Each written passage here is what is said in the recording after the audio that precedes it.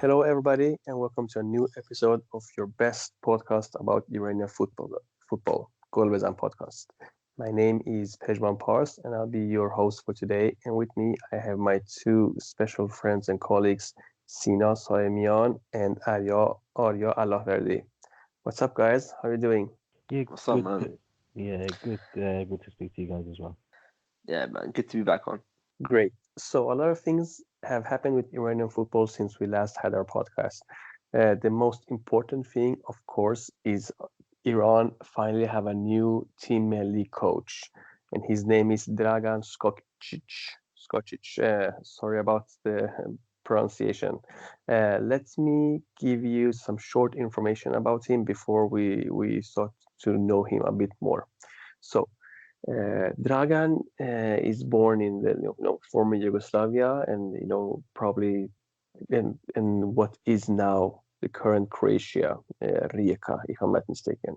He's 51 years old, and he also played in his team Rijeka, and from 87 to 91, and from 91 to 93, he played in Las Palmas, and he played a couple more clubs after that. What's interesting about him, though, although he's been like a veteran in Iran, being there since 2013, he's not well known about for most of the Iranian fans outside of Iran. He started his Iran tour 2013 with Malavan, stayed there for like a season, and after that he went to Fulad for 2014 until 2016. 2017, he was without a club and returned to Iranian football 2018 with Khune be Khune. And after that, 2019, until just like a couple of months ago, he was in Sanat Nafta Abadan. And his latest employer now is the Iranian national team, which he's been there for like a week.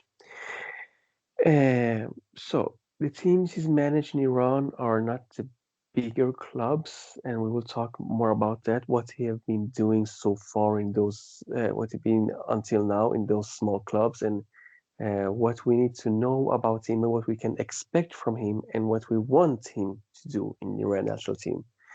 Sina, I will start off with you. How long have you known Dragan, and what kind of coach is he?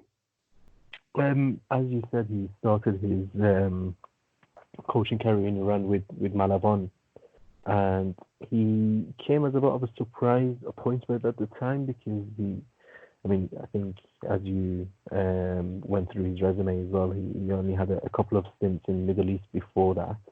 But he wasn't a very well-known coach, but the work he did in Malavan was very good.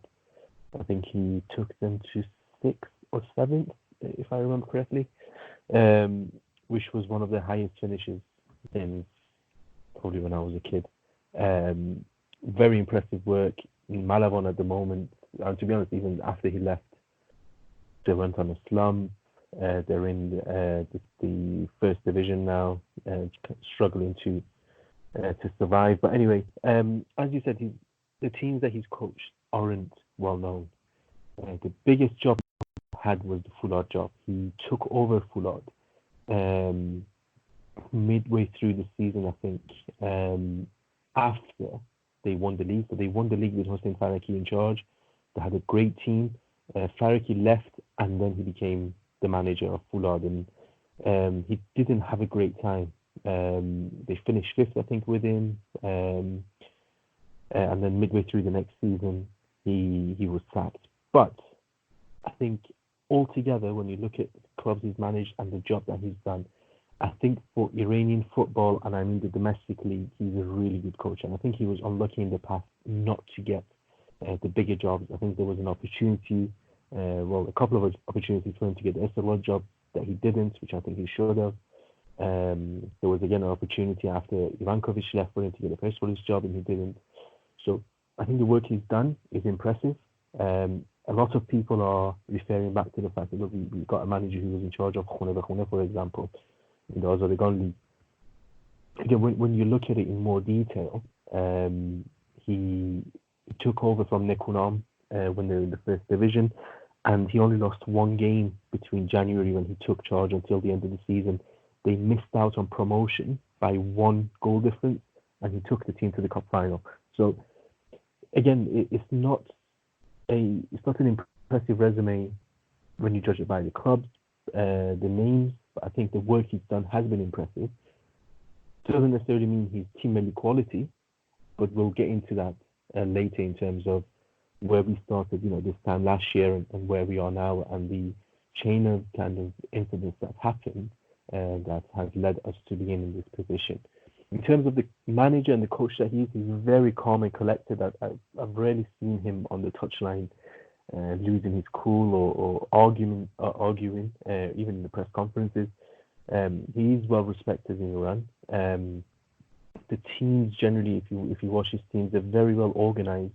I think there's that emphasis on shape and organization. He doesn't necessarily encourage attacking football, but doesn't necessarily encourage, just sitting back either.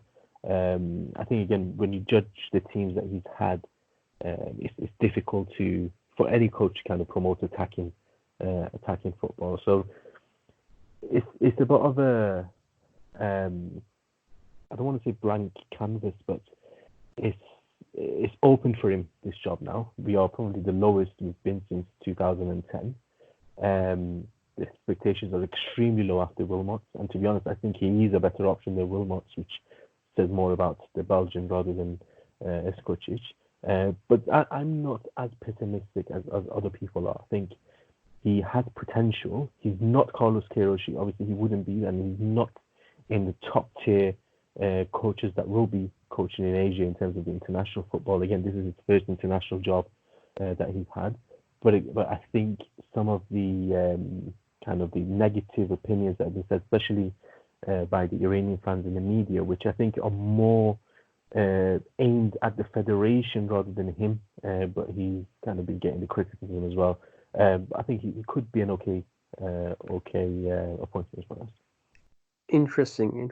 Thanks a lot, Sina. So, Arya, you weren't a big fan of Mark Wilmots, and rightfully so, because he didn't get any good results, and he was a big mess for the Iranian national team and the federation. But should we be satisfied from going from Queiroz to Wilmots to Skočić? Is that is it a decline, or as Sina still put it out that he could be good for Iran? What's your take? I think it was Azizi who said that recently, and I think it was expected anyway that we were going to decline from Carlos Queiroz. That was expected. We're not going to get a coach of his caliber in Iran ever again. Of course, I can completely understand why people would be upset that we've gone to somebody of the caliber of Skočić, especially, you could consider Wilmots coached a national team like Belgium, Ivory Coast. I'm not saying he did well, but I get the argument there, but I don't think it's fair to criticize. I mean, I was the same thing with Wilmots. I didn't criticize him when he signed because you can't really. It's not fair. I think it's really unfair how much criticism Skočić is getting when he's just signed. Like Wilmots, when he signed, people were praising the federation for that signing. Not everyone, but some of the people in Iran were praising them. But now that we've got somebody who I think is decent enough compared to the options we had, like Kalinui or Branko Ivankovic or Aidai, for example. These guys are people who probably know the football in Iran really well, but I wouldn't consider them coaches. Whereas I think, like Sina was saying, at the very least, Skočić has done work in Iran that can be seen as respectable as for a coach. He's really coached these teams, and that's not easy to do in Iran. That's really hard to do, to take a team and just coach them and play well. That's very tough. But the fact that he's done that is respectable. I can't really see coaches like Ivankovic going to Khune and getting into the cup final. I wouldn't really be able. I couldn't see him doing that.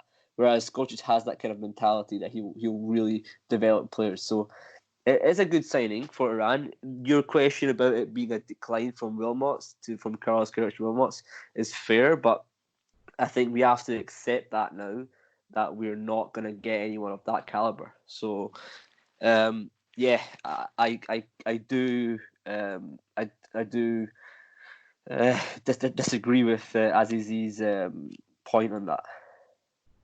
Yeah, I understand. But then again, Aziz is the kind of guy that's, uh, he says all kind of stuff, and Yeah, sometimes and it's he it's was the hard to guy take him who. serious. But Yeah, I mean, uh, he was saying in an interview that like I'm sorry for criticizing Queiroz. Just trying to just trying to divert the conversation. Like the whole time Queiroz was in charge, he was criticizing him, but this one time, so that he can back his own argument up, he apologizes to him so that he can say Skočić is a bad coach. Like yeah, it's yeah, just not. It's just very it's very shady in my opinion. yeah. So my take on this very quickly is, I'm gonna be honest. I don't know what kind of coach he is. I'm trying to think of the bigger perspective here. Like, uh, after Wilmots and also Stramaconi and also Calderon. So these are three at least well-known names that left Iran in a short period of time, all due to more or less financial reasons. It became like a red flag for the rest of the world. Like, even if you get a lot of money in your contract, it doesn't mean anything at the end of the day if you won't actually get the money in your account. Because I'm pretty sure that the national team and the federation could have gotten a bigger name, a better name than Skočić, somewhere in Wilmots, at least fame of name would be much possible. Somewhere that's been around for national teams and was like uh, well respected in that manner. Well, we can talk about if Wilmots was respected or not, but at least he had trained some big clubs and he was a big name. Um, so I think those kind of people got scared. Like, even if they saw Iran in the World Cup, they did great and was like a well organized and hard working team, and was like, this is like Iran could almost be like a guarantee to playing in the World Cup, and that's something every coach, I guess, dream about. So they're still not willing to take that risk because they don't know if they get any money or not. So we had to take some of the lower shells of the choose from them instead of the top, the best of the best. Not that we get the best of the best, but good names at least. We have to take them that are available in the Middle East, and that's why I believe it came down to Skočić, because we know that, as you said, the Iranians were available, Doye and Alenui being the two ones that were most interesting. And I don't believe that Vahid Hashiman ever was like considered as a first team coach. He doesn't have that experience yet. So, uh, so we found someone that was free on the market and knew the Iranian football well and wasn't an Iranian. If you narrow it down to those criteria, there weren't not that many options, to be honest.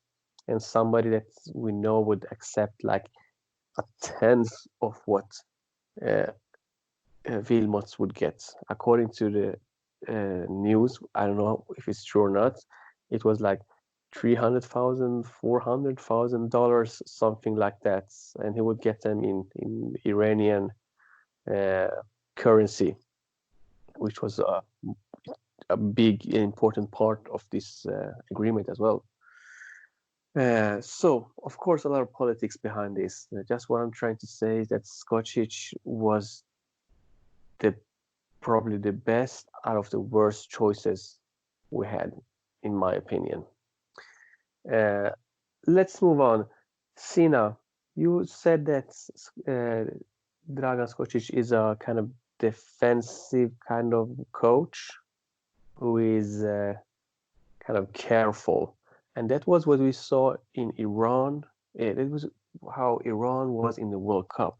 but Iran is now playing against Cambodia and Syria and Iraq and Bahrain and these kind of teams, Hong Kong. Uh, how can a careful coach uh, be good for Iran then? What does he need to do to make this Iran progress?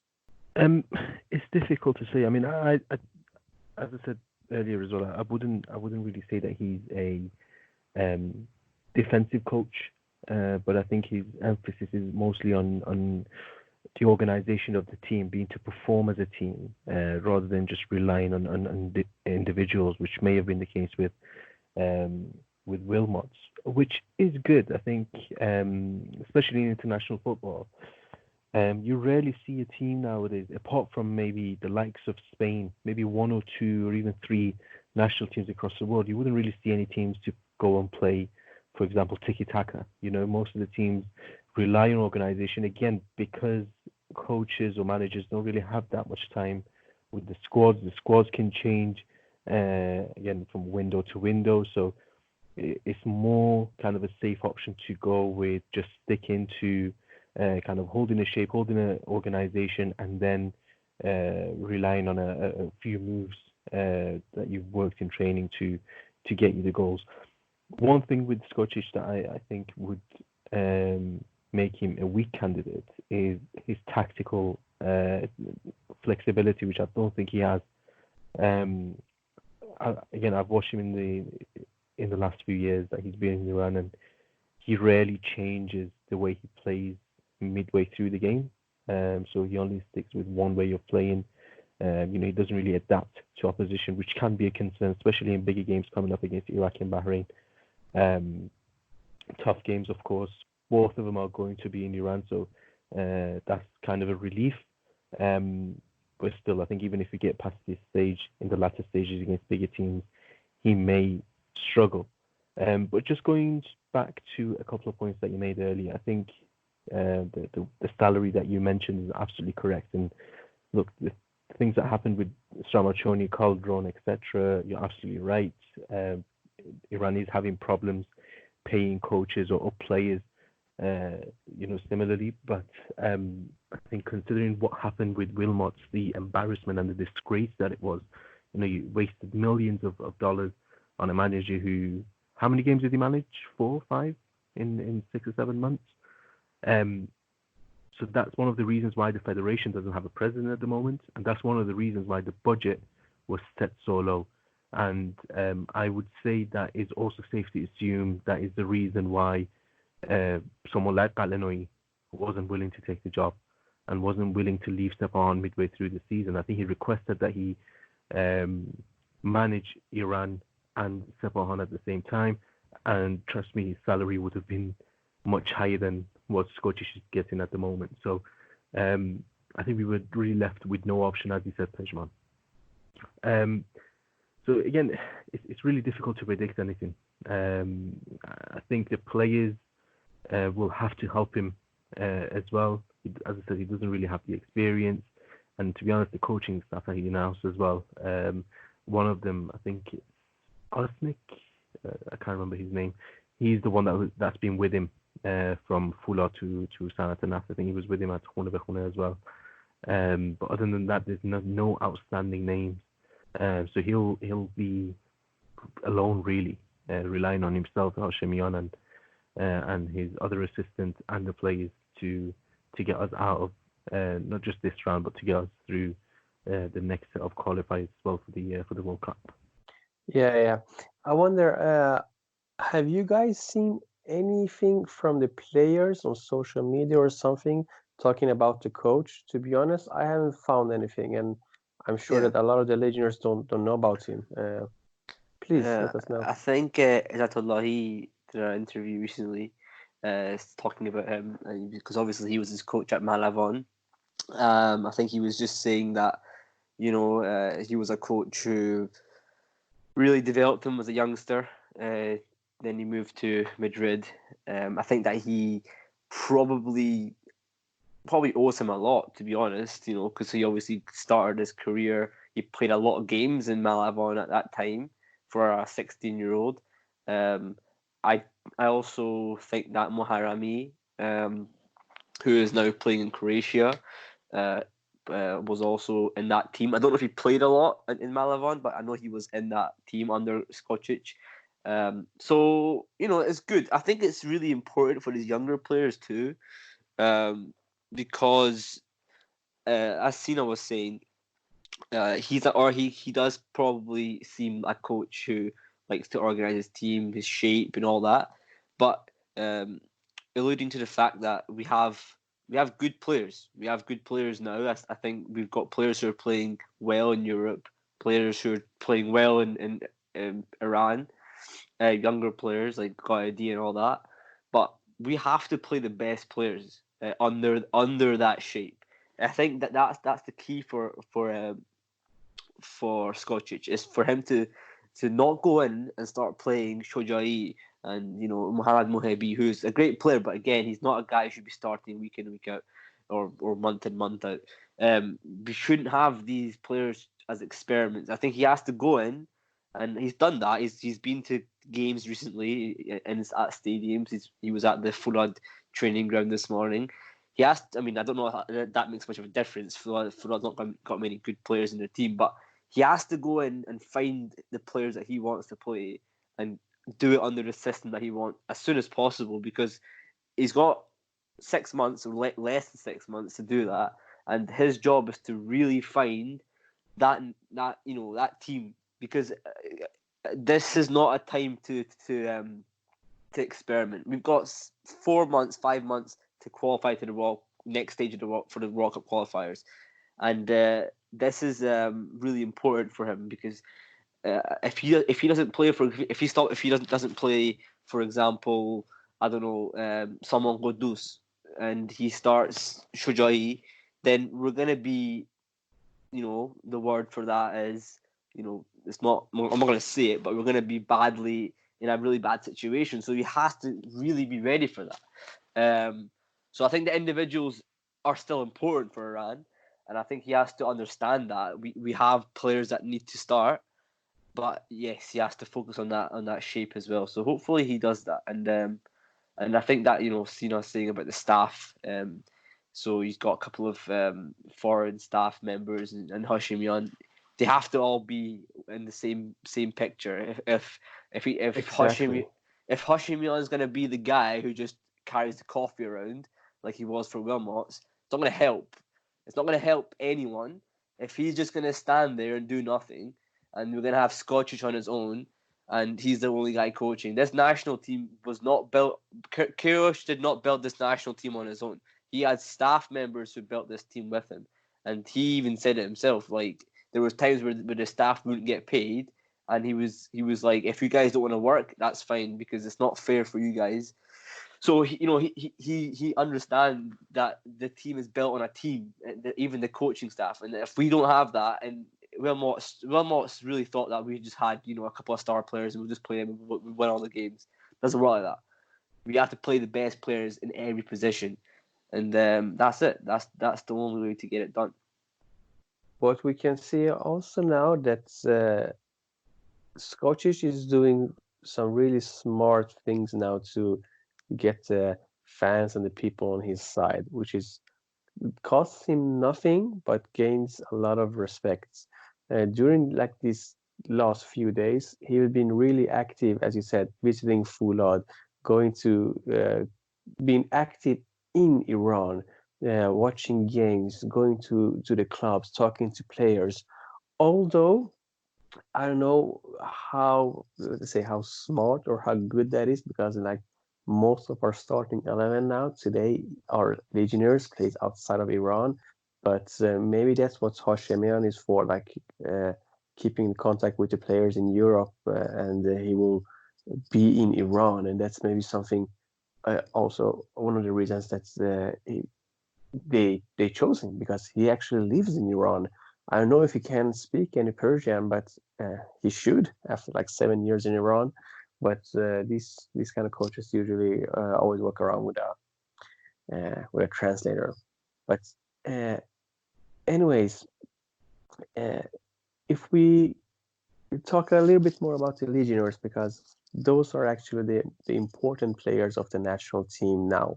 Even if we have some good youngsters coming up here and there, or, as you said, Qaidi, and we have Mohabi and a couple more players. Those players are not the ones that we should depend on to qualify for the World Cup. It's players such as I'm going to mention a couple of players that have been really doing really well in Europe. Kaveh Rezai, and once again back in Charleroi and scoring hat trick over hat trick, being amazing. Uh, Also in Charleroi, Ali Qolizadeh, a regular now, a starter. He plays every week, more or less 90 minutes. In Portugal, which is like the second country of Iranian football players now, we have Amir Abedzadeh playing in the goal again for Maritimo. We have Mehdi Taremi doing wonders with his club Rio Ave. We have Mehrdad Mohammadi playing in bottom club Aves, but he's been scoring a lot of goals and he's being praised a lot. Uh, and also his other brother Mirad Mohammadi, he's now become a regular starter for Ghent, the second team in Belgium. Like, and this is just a couple of the players. I haven't even mentioned Judge Jahanbach, who's like coming back now, getting some playing time in the Premier League. I haven't even mentioned Sardar Azmoun because the Russian league is like on a winter break now.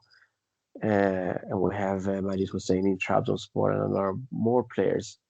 How important, guys? This question is for both of you.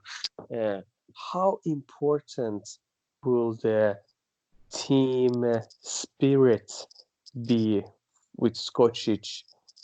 Because we all know that that was something was really important and crucial for Carlos Queiroz, having these players working together and being a unit. How important is that for Skočić, and how will he even manage to make them like this strong team again?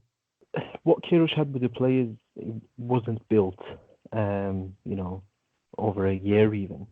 If you go back and if you see the teams that he had at the beginning where he started and the kind of the I'd say the overturn in the squad, you know, the number of players that kept coming and going for him to finally find that right balance.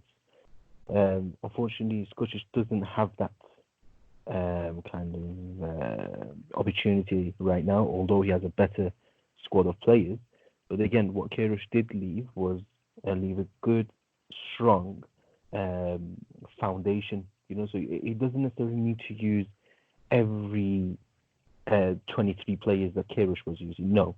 But as long as you've got a solid, I'd say 10, 12, 13 players, you know, keep that backbone of the team, the same backbone of the squad, not necessarily just the starting lineup. Because again, if you go back to the Queiroz days, we used to see the likes of Shojai, Dejaga similarly being in every single squad and maybe not necessarily playing every minute or even appearing in a game during a international window. So it's really important for him to have that as well. I'd say at the moment the most important thing for him is to find his strongest 11 and just make sure that they do the job on the pitch for the time being, because again, there's no point thinking, you know, the bigger picture if he can't win the next 2 to 4 games. So again, he needs to sit down, analyze the players. Obviously, in training, he'll get to know them better. But even right now, he needs to have a good idea of what formation he wants to play, what players is he going to use, and then in training, obviously, you can have that bit of variety. You know, maybe a player dropping out or coming in. But for him to go into the international break with no kind of ideas, I think it would be incorrect. And again, it might be an assumption, but I'd say he already knows. He already knows what he wants to play, who he wants to play. I don't necessarily have a problem playing 4-3-3 like Queiroz did, or playing 4-4-2. As long as he gets results and as long as there is chemistry and it works, then I don't have a problem with it whatsoever. I mean, I want to just obviously, like, you know, we're saying about the best players having to play in each position, I'm just going to walk through it. Look at who's the best goalkeeper of Iran just now. I think you've got 3 or 4 keepers who are in contention, but the best one is Pezhman. I think he has to stay. Simple as that. And then you go to left back. The only left back we have that I think is valuable to this national team is Murad Mohammadi. The right back position is also one that's quite one is quite competitive, but not really at the same time, because you've got two players, Armin Rezaian and Ghafouri, who are now in their 30s. A lot of people who will support the 2 players from Persepolis and STLL, obviously. But truthfully, I think you have to look at who is currently in form, who is currently playing at a high level, who is, and I think, rightfully so, Moharami is playing in Croatia. He's playing for Dinamo Zagreb, which are a Champions League regular. He's starting for them now. He has to get considered. I think it was a real shame that Wilmots didn't even call him up. It was just absolutely baffling. So I think look at who we've got there. How can someone impact the game? I think he's got that ability to do that. 2 centre backs, I think, for me, very simply, it's Purali Ganji and Hosseini. The fact that Kanoni kept playing was very strange for me, because he wasn't really that good. I was quite surprised that he kept playing. And I'm not saying Hosseini or Purali Ganji were that good either, but you've got to just stick with it. I think he was just trying to be a bit more. I genuinely think he was trying to impress the fans a bit. I think he was trying to impress the fans, by, oh, look how I'm playing one of your domestic players.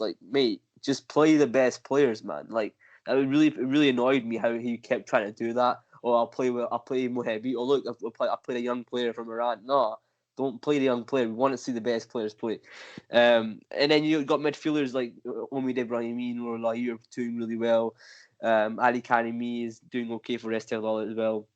It's a shame that Izzatullah he's doing nothing in Belgium, because he's a player who played so well in the Queiroz.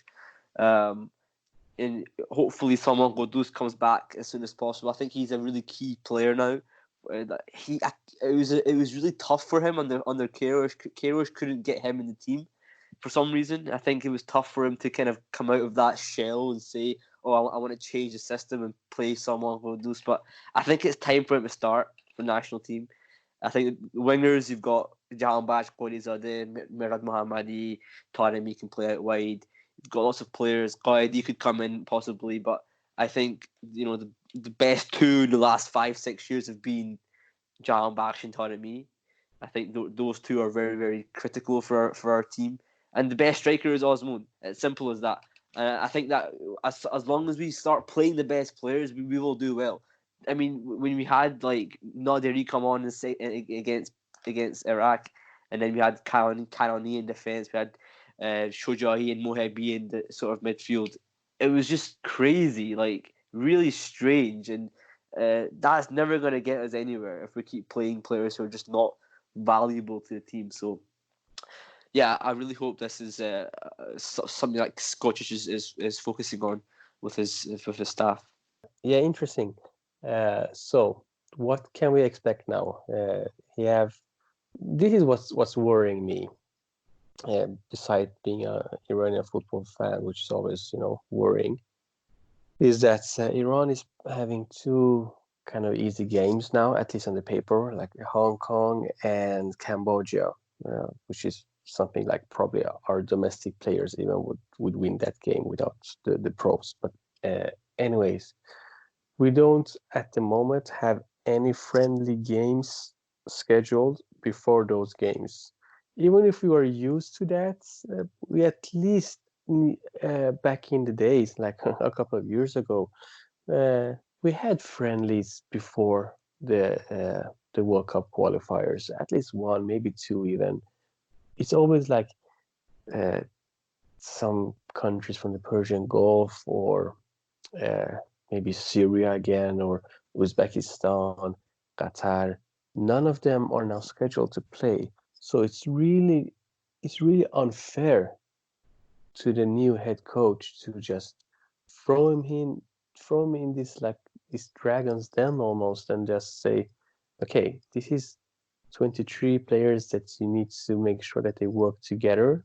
There are a lot of big egos here. Although you've been working in Iranian football, you know maybe how to handle them, but these are the best of the best and maybe the biggest of the biggest egos. How would you handle that? And how would you know who to play and how to play them when you haven't seen them play in an actual natural team, natural game under your eyes, under your coaching? Uh, so, but it's Hong Kong, it's Cambodia, it's okay. I mean, if we don't get any points against them, then why should we even talk about how World Cup will be? Let's just see it from the TV then. So I think Dragan Skočić knows about all of this. He knows the state of Iranian football. So maybe he won't get stressed that there won't be a friendly game just until 1 week before, and then it will be like Syria or maybe the under 23 Iranian national team or something like that. He will have to roll with the federation's incompetent handling of the national team of its business, and out of that create something good. And as Sina mentioned, it seems like that's what he's been doing so far with small teams, small, not in as in having no fans, because both Fulad, Malavana, they have a big fan base. Small in their budgets, small in the possibilities to have big players, small in that you don't expect none of these clubs to actually be a title contender or get in the cup final or anything like that. So maybe that mentality can do well for the national team, but in national team there are some demands. Everybody's demanding that Iran goes to the next round, and from there, more or less, we're demanding to be a part of the World Cup 2022. So I believe that Dragan coaches have a lot to win and also a lot to lose, and that's the risk I believe he knows that he's taking, and which can grant him like major success and which can open new doors for him. Am I right? Am I wrong? What do you guys think? Absolutely, and no, I agree with you, Pezhman. I think, as you said, that the friendly thing is a big issue, and he always has been. He always has been with the national team.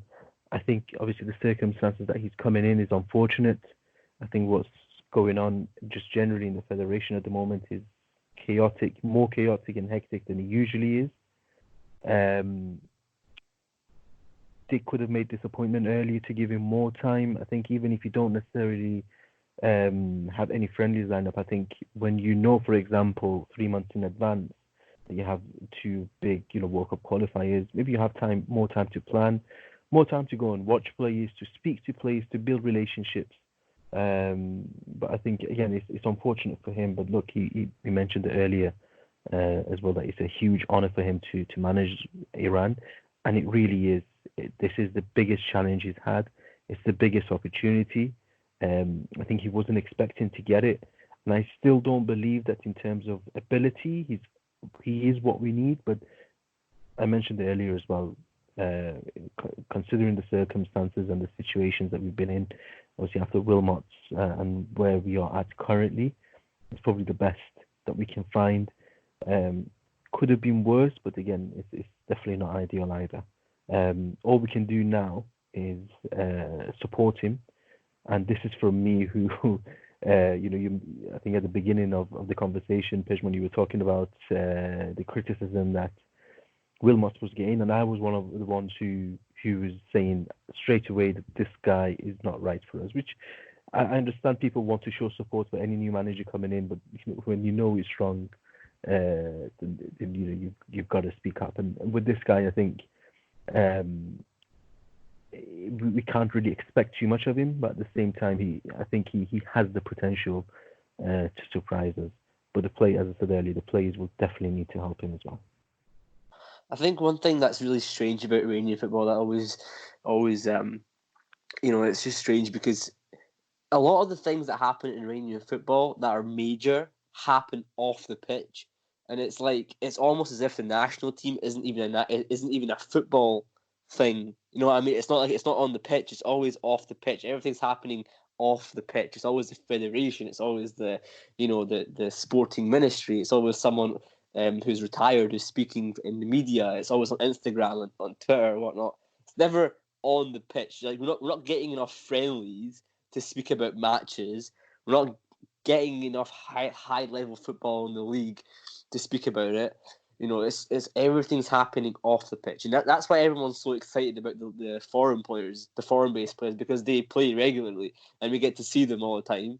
But we don't get to see high quality Iranian football. And obviously, I'm not saying we're fantastic as a nation, but we don't get to see it enough. We don't get to see our pitch being, blessed by Jahanbakhsh and Taremi Azadi regularly enough. And I think it's a shame that we have to keep on speaking about the federation making bad decisions and doing this and making choices and all that. I just want to see us play well.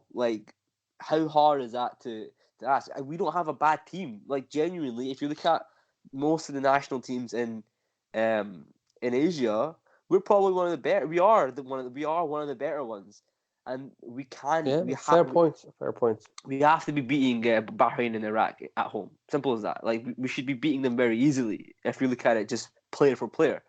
And under Skočić could beat a team like Bahrain. Pretty. I think he's got the coaching ability to beat Bahrain, for example. Come on, man. It's not that hard. Just beat them, man. You got 11 players who are playing in Europe. Just play them and beat them. Do you know what I mean? Well, we hope you are right, and hopefully we'll see Iran advance to the next round. Move on to the Twitter questions then. Yeah. Let's talk about them. Thank you all for following us at Golbezan on Twitter. So let's start with Tamoro at Tamoro9. He or she is wondering what's going on with our midfielders in Open in Belgium. He says, or she, I continue to wonder if despite his immense raw talent, if Ezatollah is the right guy for Team Melli. What's Skočić's typical use of midfielders like? I think Ezatollah is a great footballer. I think he showed that at the World Cup, but I think he's got too many distractions off the pitch. I think he's the typical thing that happens to young players, that they come, they do really well, they're really talented, but they just don't see it. Everyone else sees it, but he doesn't see it. And I think that he has to just get a grip of himself and really push on. I mean, the fact that he wasn't starting last week when Omid Ibrahimi was suspended or injured or whatever, and he didn't start, and a defender started in his position, and that's a big. It's terrible for him. And, I don't even think that Ezatollah should be called up to the national team. No, I don't think. I think today, no. If he gets regular game time in the next 3-4 months, then maybe. But at the moment, no way. No chance.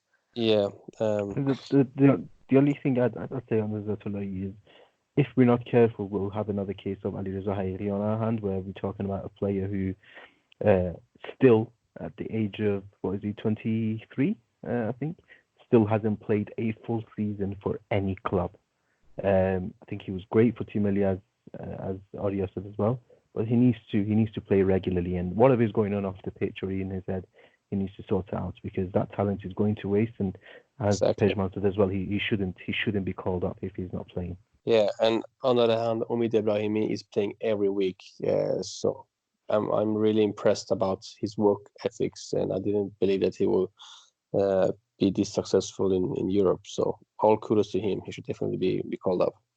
Okay, next question is from Ali_Kazemi21. His name is Ali. So very short, Sina. Do you think Iran will go to World Cup 2022 2022, and should Kaveh Rezai be a starter? And yeah, Can I say maybe to both? of course. Then I'd say maybe to both. Yeah, I think it's obviously on the World Cup. It's still a possibility, and it will remain a possibility. And Kaberzai as well. He shouldn't be a starter ahead of Osman, but if Skočić can find a way to play them both in a 4-4-2, then absolutely. Yeah, and the next question from Ali have already been answered by Arya. Will Sadegh Mahrami be called up under a Croatian coach finally? Well, we don't know that, but we know that Better Arya, be. Better better be. be. Yeah. He's the only coach for Rijeka. Like, he should be calling up the guy who could play for the better team than the team he coached for. Like, come on. Yeah. Let's continue. MS the Gunner at Muhammad 62670312, a classic troll account number, but sorry, we know you're not, because you have been so friendly and asked several questions. So the first question is, what is Skočić coaching style? That we have answered that, I believe. If we believe that Arya will or should get called up, I do believe that, just to show, for several reasons. First of all, he's been doing really great in the league. Secondly, since he knows the Iranian league very well, he knows what to expect from these players, and we know that Iran is a hard league to score in. There could be several reasons, maybe bad offensive play, good defenders, bad pitches, whatever, but it's not a league where you score a lot of goals, which Qaidi have been doing so far. He says that he's a Persepolis fan, but love that kid. Next question from Muhammad as well. It's not a question. It's more talking about Qaidi in the U23s that flopped so bad at the Asian Cup this year. I think he means the World Cup. Yeah, Asian Cup, yeah, the Olympic qualifiers.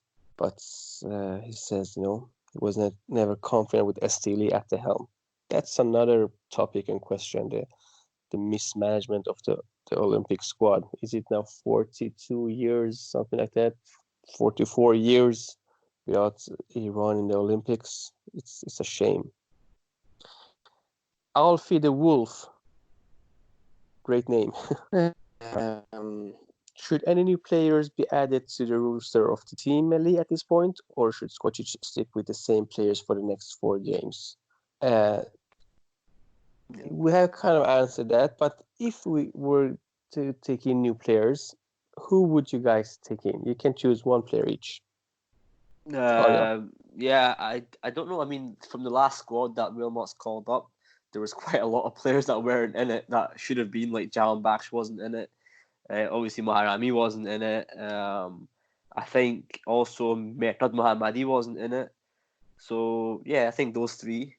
But if I had to pick one, I think Mahrami should be starting. So I think he should be in it. Yeah, maybe he's talking about that, or maybe he's talking about players that never have been added to the roster, like newcomers. Right. I don't know. No, I don't think so. I mean, obviously Qaidi, but no, I don't know. I don't think there should be anyone that's like, let's call up some randomer from Furat Khuzestan. No, that's not what we want. What we need. Yeah, so Qaidi seems like the closest one for me, to be honest. But I don't know. What do you say? I think the one that I've been pushing quite a lot recently has been Iman Salimi from Teraktor, the centre back. I think he's one that could be considered as an option, because I think we're lacking that position. So I think he's probably the one I would say you should be called up. Yeah, I think Qaidi is a good shout. Again, I think he's joint or second top goal scorer, and he's got 7 or 8 assists. His stats are amazing, so he should definitely be given a chance. Iman Salimi is an obvious one as well. Another one who I think has been under the radar impressive in the league in the past few years has been Hossein Moradman, who plays for Shahr Khodro, centre back. Who, again, if we do end up having central defender problems again, not necessarily for a starter, but for a chance to be in the squad, I think he's a name to be looked at too. But I think again, if we talk about the players who sometimes get invited, I think Nur Afghan should definitely be involved. We short in numbers in central midfield. He's a player that I've always liked, and I think with a lot of experience, he can be useful for Team Melli for many years to come. Great. Okay, guys. So what we know is that the 26th of March and 31st of March, Iran are playing two important World Cup qualifier games. 26th home against Hong Kong, and 31st away in Cambodia. Two games that Iran should definitely be winning with a large margin of goals.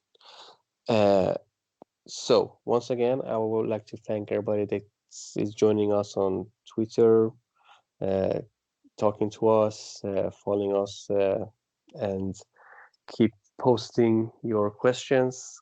Interact with us. We love to talk to you guys. And thank you, Sina. Thank you, Arya, for always your splendid thoughts and ideas. And hopefully, we wish a speedy way to the World Cup qualifiers next round. Hey, this is Arash Markazi from ESPN, and you're listening to Golbezan, your one-stop shop for all your Iranian soccer news.